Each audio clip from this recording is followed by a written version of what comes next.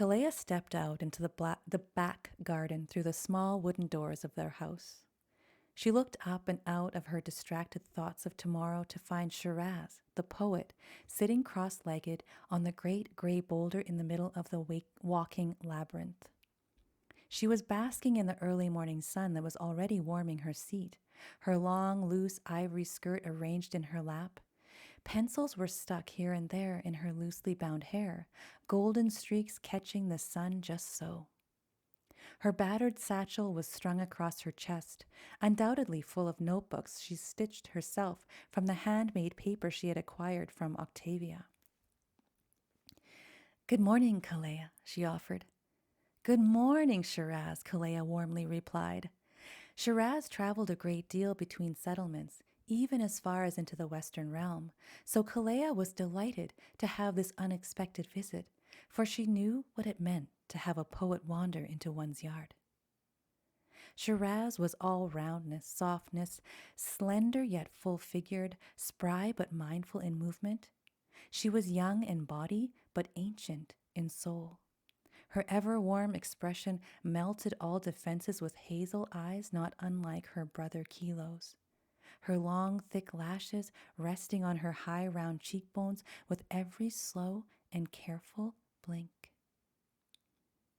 Shiraz didn't speak in meaningless riddles as some of the newcomers claimed, although Kalea knew she embellished with descriptors that hit the poet's bullseye with precision. She animated, adorned, and anchored in metaphor. She spoke the essential, the truth, because that was all that was worth speaking. Shiraz made anything she contemplated a texture one could touch, a fragrance one could smell, a sensation felt so thoroughly that one could not help but be transfixed and transformed by her spell casting.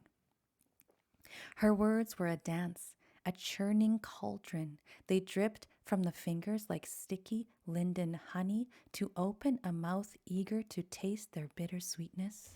For this, in fact, was what a poet did. "It is an honor and a delight to see you, young sprite. Have you come to visit Diana?" Kalea asked. "I have, yes, my Diana, and others," she invited. "And what have you been exploring since I saw you last?" Kalea asked, approaching to sit next to her on the grand rock. "Oh, wandering, beyondering, musing and conversing," she sighed, gathering, placing every flower into my satchel. "Kamaria leaves for the Western realm tomorrow," Kalea ventured, picking up on a conversation that had already begun in another time and dimension. "I know that she is her own self, but I feel a desire to hang on to her anyway. This is not what I expected, for I have not expected much in the past, except that we cannot expect." Kalea paused. Shiraz listened to the silence between the words. Kalea began again. "I'm surprised by this. I know that we cannot be separate, my daughter and I, but feel the separation all the same. It is like a piece of my heart is being cut from me with a dull blade." "It means that she matters to you, Kalea." "Yes, she so very much matters to me, Shiraz. For that, she will not disappear.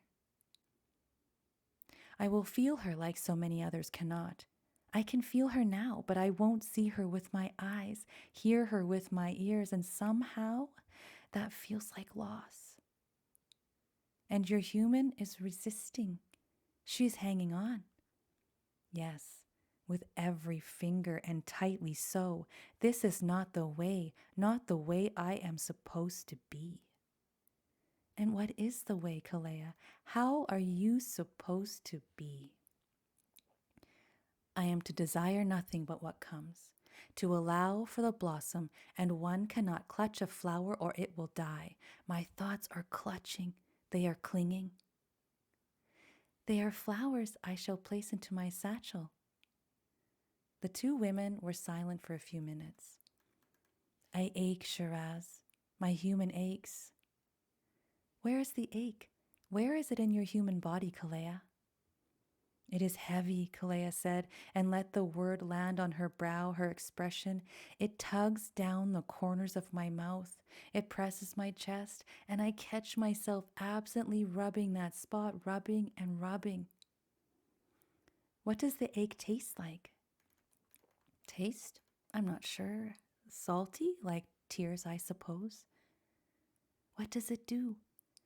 It uselessly places sticks into an empty nest. What is it then, exactly? It is a hummingbird. Can you free it? Yes, I believe I can.